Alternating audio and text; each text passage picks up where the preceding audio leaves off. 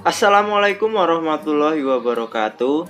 Bagaimana kabarnya? Semoga kita semua dalam keadaan sehat di masa pandemi ini ya.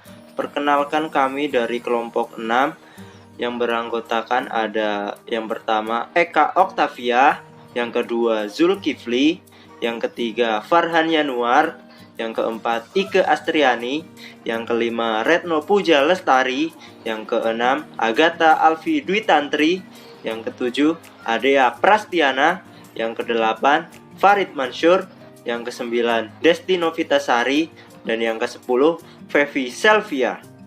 Nah, di video kali ini kita akan mempresentasikan materi tentang keterampilan berpikir abad 21 dalam pembelajaran IPS, yang mana video ini dibuat untuk memenuhi mata kuliah pembelajaran IPS SD dengan dosen pengampu Ibu Yesi Budiarti, Magister Pendidikan. Baiklah, langsung saja ke materinya ya.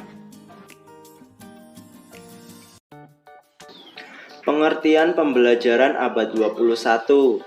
Pembelajaran abad 21 merupakan pembelajaran yang mengintegrasikan kemampuan literasi, kecakapan pengetahuan, keterampilan dan sikap, serta penguasaan terhadap teknologi.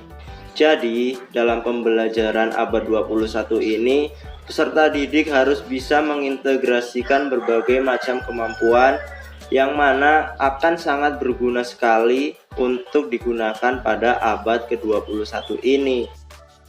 Yang selanjutnya adalah prinsip pembelajaran abad 21. Yang pertama, pembelajaran harus berpusat kepada siswa, di mana dalam setiap pembelajaran, siswa harus berperan aktif dalam kegiatan belajar. Sedangkan guru tugasnya adalah memfasilitasi, memotivasi, dan membimbing siswa tersebut agar sesuai dengan tujuan pembelajaran yang hendak dicapai. Yang kedua adalah pembelajaran harus kolaboratif.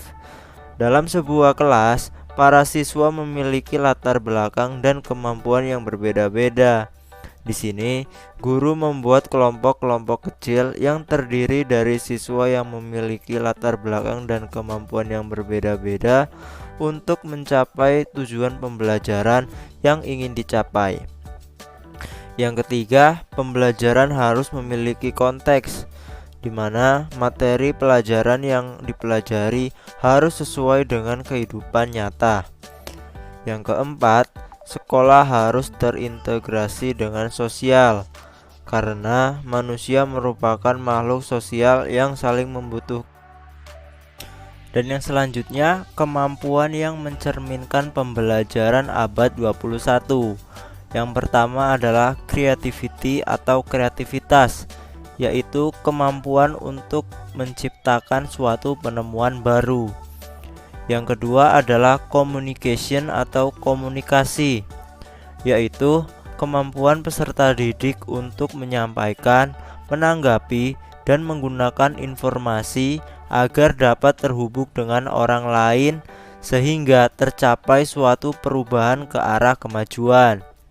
Yang ketiga adalah critical thinking atau berpikir kritis, yaitu kemampuan peserta didik untuk menalar, mengungkapkan, menganalisis, dan memecahkan masalah.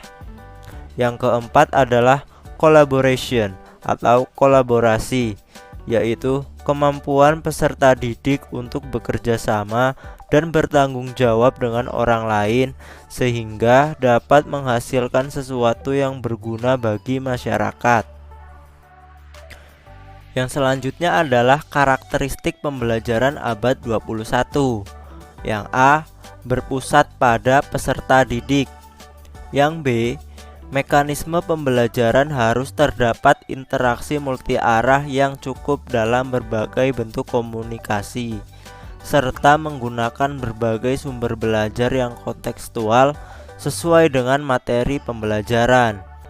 Yang C, peserta didik disarankan untuk lebih aktif dengan cara memberikan berbagai pertanyaan dan melakukan penyelidikan, serta menuangkan ide-ide baik lisan, tulisan, dan perbuatan.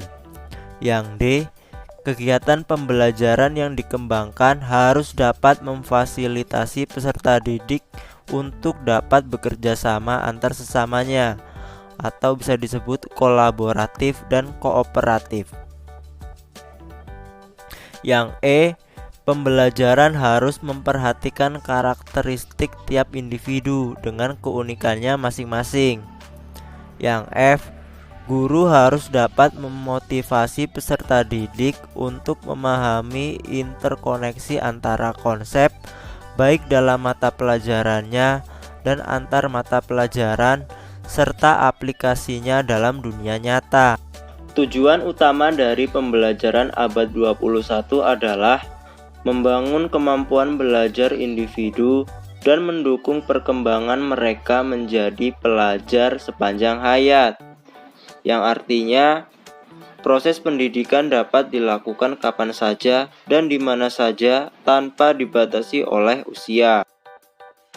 Peran penting seorang guru abad ke-21 adalah peran mereka sebagai role model untuk kepercayaan, keterbukaan, ketekunan, dan komitmen bagi siswanya dalam menghadapi ketidakpastian di abad 21 ini.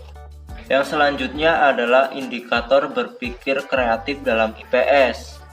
Ada aspek fluency. Yang pertama, menjawab dengan sejumlah jawaban jika ada pertanyaan.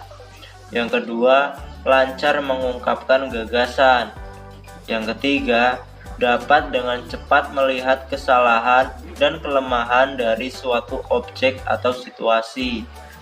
Yang selanjutnya ada aspek flexibility. Yang pertama, memberikan bermacam-macam penafsiran terhadap suatu gambar, cerita, atau masalah. Yang kedua, jika diberi suatu masalah, biasanya memikirkan bermacam cara yang berbeda untuk menyelesaikannya. Yang ketiga, menggolongkan hal-hal menurut pembagian yang berbeda. Selanjutnya ada aspek originality. Setelah membaca atau mendengar gagasan-gagasan, bekerja untuk menyelesaikan yang baru. Dan yang selanjutnya ada aspek elaboration, yaitu yang pertama, mencari arti yang lebih mendalam terhadap jawaban atau pemecahan masalah dengan melakukan langkah-langkah yang terperinci. Yang kedua, mengembangkan atau memperkaya gagasan orang lain. Yang ketiga, mencoba atau menguji detail-detail untuk melihat arah yang akan ditempuh. Yang terakhir adalah indikator berpikir kritis dalam IPS. Yang pertama, menjawab pertanyaan mengapa. Yang kedua, menyesuaikan dengan sumber. Yang ketiga, memberikan alasan. Yang keempat, melaporkan berdasarkan pengamatan. Yang kelima, melaporkan generalisasi hasil eksperimen. Yang keenam, mempertegas pemikiran. Yang ketujuh, mengkondisikan cara yang baik. Yang kedelapan, menginterpretasikan pertanyaan. Yang kesembilan, menerapkan prinsip. Yang kesepuluh, merumuskan masalah. Dan yang kesebelas, menggunakan strategi yang logis. Demikianlah presentasi dari kelompok 6. Kurang dan lebihnya saya mohon maaf. Saya akhiri. Wassalamualaikum warahmatullahi wabarakatuh.